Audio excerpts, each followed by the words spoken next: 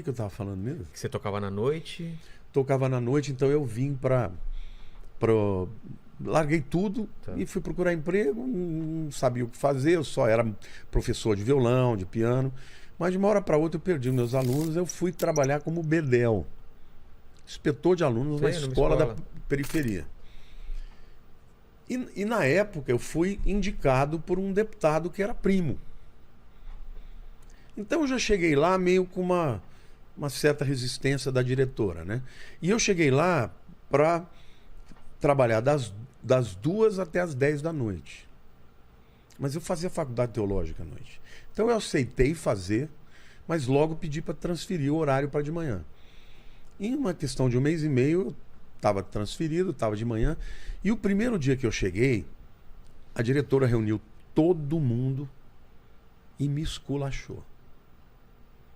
Moleque, você veio para cá para trabalhar à noite, agora só porque é parente de deputado, veio aqui, você pensa que eu vou acabar com a tua vida, vou fazer a tua vida um inferno, você vai querer ir embora.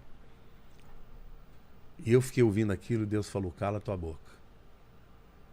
Ela estava certa. E eu fiquei quieto. E ela me humilhando assim, em frente de todo mundo. Chegou uma hora que eu acho que ela percebeu que ela exagerou na mão e ela começou a mudar.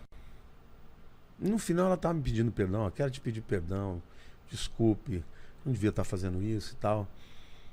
Aí quando ela chegou, veio falar comigo, me chamou lá, eu falei, dona, não vou citar o nome dela, mas falei, olha, meu irmão está em câncer terminal na minha casa, não tem mais do que 3 meses de vida. Eu preciso trabalhar para ajudar a minha casa.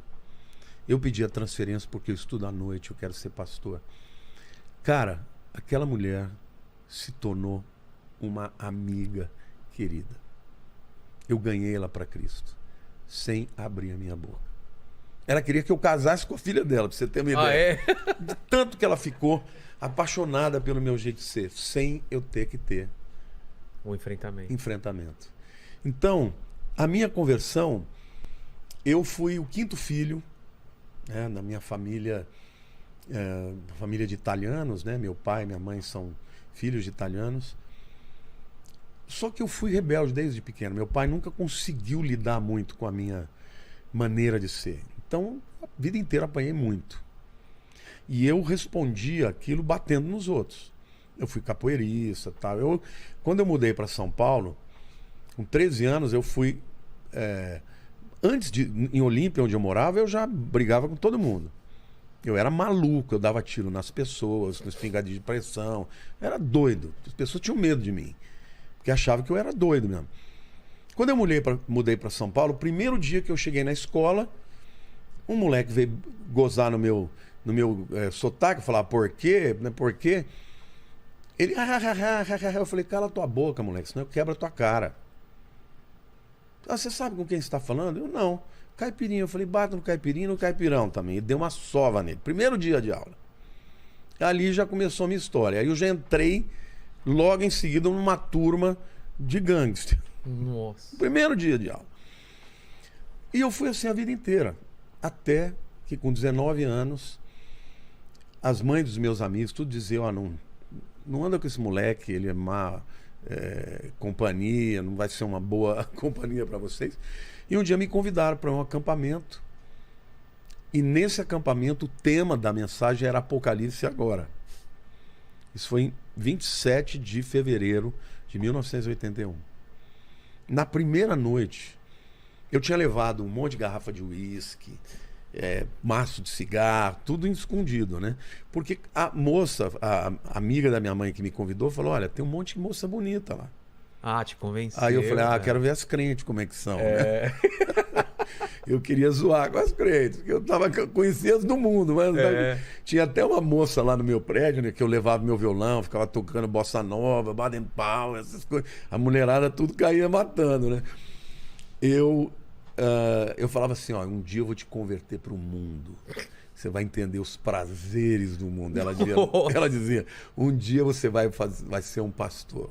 Nossa. Detalhe, eu virei pastor e sou pastor dela. Olha só. Bom, Nesse primeiro dia, eles cantaram. E eu sou musical, né? Eu sou pianista, violonista, família de músicos. E eles cantaram uma canção que chama Como Agradecer a Jesus o que fez por mim. Cara, parecia que estavam rasgando meu coração. Naquele dia, eu não aguentei. Entreguei minha vida para Cristo. Só que quando eu fui para frente, eu falei para Deus, Deus, eu já fiz tanta coisa errada que eu não sei se você vai me aceitar. Mas eu quero te dizer uma coisa, eu quero uma prova. Eu fumava, né? Não conseguia largar. Eu pegava a bituca do chão quando eu não tinha cigarro.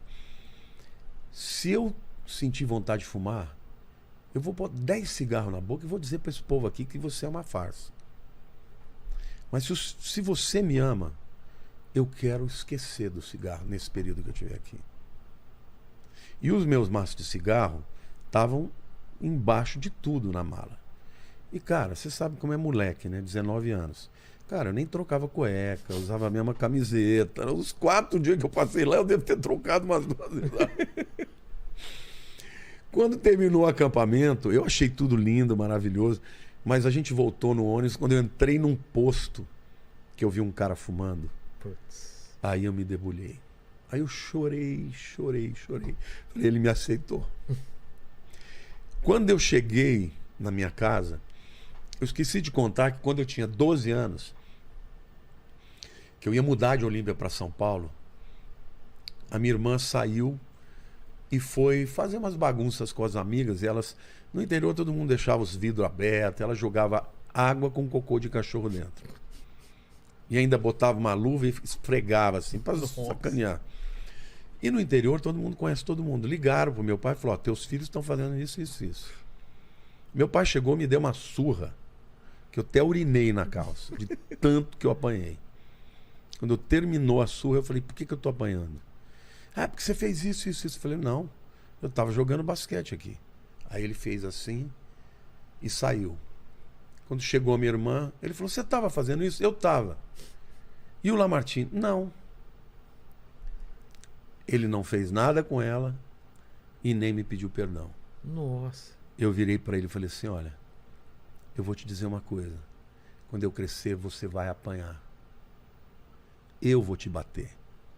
E vai doer mais do que isso. Nossa. E ele baixou a cabeça e foi embora. Quando eu tinha 15 anos, já estava em São Paulo, eu era uma máquina de bater nos outros, né? E um dia ele estava recebendo um amigo dele de infância. E o amigo dele, na verdade, era um primo, né? E a melhor amigo. Ele tira um cigarro e o meu pai falava, se um dia eu te pegar fumando, você vai engolir aceso. E naquele dia, ele falou, você fuma? Eu falei, fumo. E eu fumei o tempo inteiro na frente dele. Quando o primo dele foi embora, ele virou para mim, moleque, eu vou quebrar a tua cara agora. Eu falei, não. Lembra aquele dia? Hoje eu vou quebrar a sua cara. Ele viu fogo no meu olho, ele sumiu para dentro do quarto. Minha mãe entrou no corredor, pôs as 2 mãos assim e falou, só por cima do meu cadáver. Eu falei, da senhora eu não toco, mas diga para ele nunca mais se dirigir a mim, senão eu vou matá-lo de porrada. E dos 15 aos 19 anos, Não se fala. a gente não falava, era monossílabo, entendeu? Uma coisa ou outra, mas não falava. Quando eu voltei do acampamento, a primeira pessoa que eu queria abraçar foi meu pai. Eu falei, pai, me perdoe pelo filho que eu fui. A partir de hoje, o senhor tem um filho diferente. Meu pai era católico, foi coroinha a vida inteira, na infância. Ele ficou quieto, mas 8 meses depois ele me chama no quarto e falou, filho, vem cá. Eu falei, pois não, pai. Eu queria aceitar o seu Deus. Eu falei, mas por quê, pai? Ele falou, porque o que aconteceu com você é de verdade. Eu quero para mim. Eu orei com ele. Ele entregou a vida para Jesus. Ele falou, você me batiza. 8 meses depois, eu estava no auge, sabia? Evangelização, fim de semana, saía com a equipe. Eu falei, pai, não sou pastor. Ele falou, mas vai ser. Sabe quem foi a primeira pessoa que eu batizei depois que eu fui ordenado? Quem? Meu pai. E Deus foi tão bom que eu tive 19 anos sendo um filho terrível. Meu pai morreu quando eu tinha 38 anos. Eu tive 19 anos para honrá-lo como pai que ele merecia.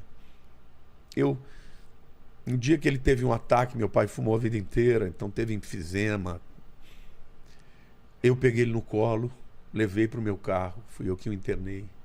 E na última semana de vida dele, ele me chamou e falou, eu queria te agradecer, porque você honrou muito meu nome. Então, Vilela, aquele cara que eu odiava, hoje eu sou manteiga derretida. O Ramon um dia entrou em casa, a gente estava tudo chorando. Eu, a Lia e a Érica. Ficou desesperado. Ele achou que podia ser. Era a gente assim num filme. Então, assim, hoje, o que eu tenho na minha vida é assim, o amor por Jesus. Porque foi ele que mudou a minha vida e me aceitou, entendeu? Eu não acho que eu mereço. Eu não me esqueci de quem eu era. Eu não me esqueci de tudo que eu era capaz, das maldades que eu fiz. Mas hoje eu quero retribuir. Quero amar as pessoas, aceitar do jeito que elas são. Eu nunca sou uma pessoa de pisar alguém. Tem um texto da Bíblia que fala sobre Jesus, né? Isaías 42, que ele não esmagará a cana, nem apagará o pavio que fumega. Ele não gritará nas praças, ele será manso. Então, é isso que eu penso que nós devemos como crentes ser. Não gente que entra em briga e por narrativas humanas, cara. Por causa de A, de B, C ou D. Cara, eu não brigo por ninguém, eu brigo é por Jesus. E não é nem brigar, sabe? Eu espero muito que quando passar a minha vida as pessoas possam olhar para mim. Ele foi cheio de defeitos, mas ele amou Jesus e de verdade ele mostrou para as pessoas que Jesus é o que vale a pena.